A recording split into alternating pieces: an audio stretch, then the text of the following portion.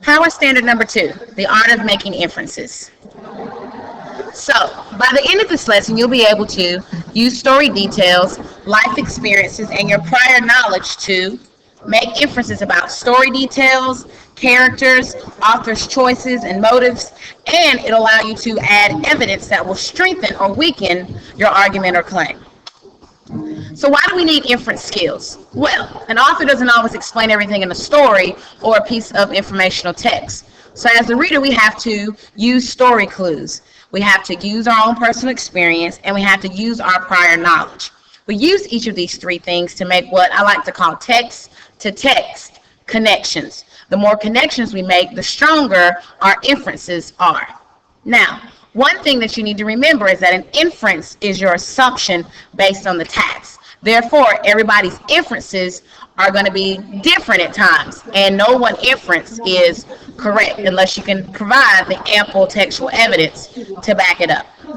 So, let's look at a couple of inference skills.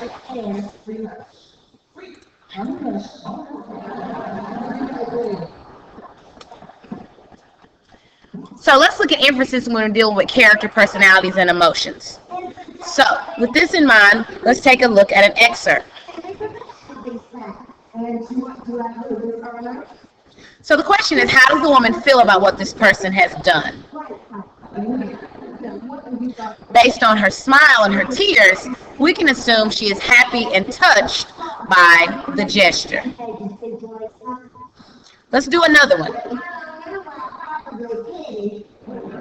Though we haven't been introduced to the person that has planned this, what can we assume about the person and their personality? Well, we can assume that that person is a he and that he's caring, romantic, and thoughtful. Now, this may or not be proved to be correct by the end of the story if we're going to read the entire story, but we do see the picture that the author is trying to paint for us. So now let's look at character motives.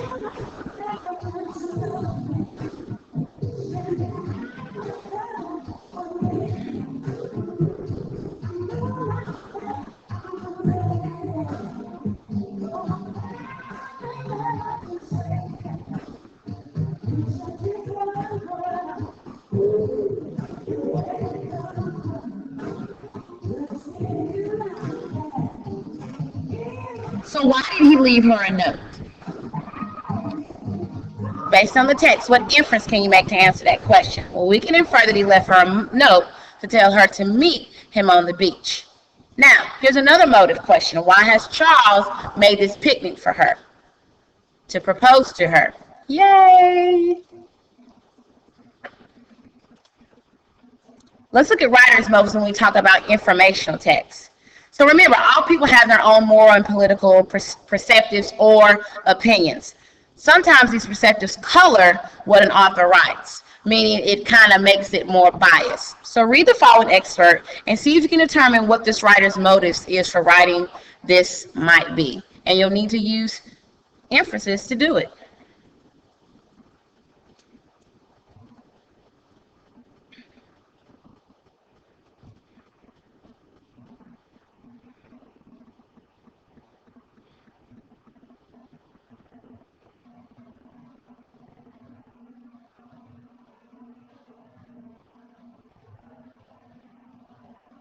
Pretty interesting.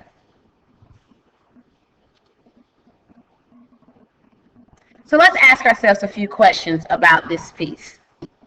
Question 1. Do you think this is a fiction or nonfiction piece? Make an inference.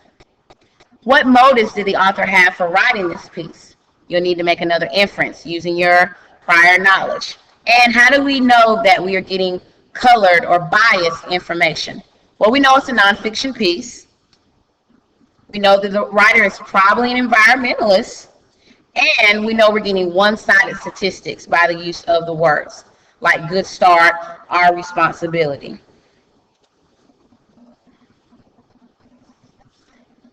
So now that you know how to use what the text does say to figure out how things that it does not,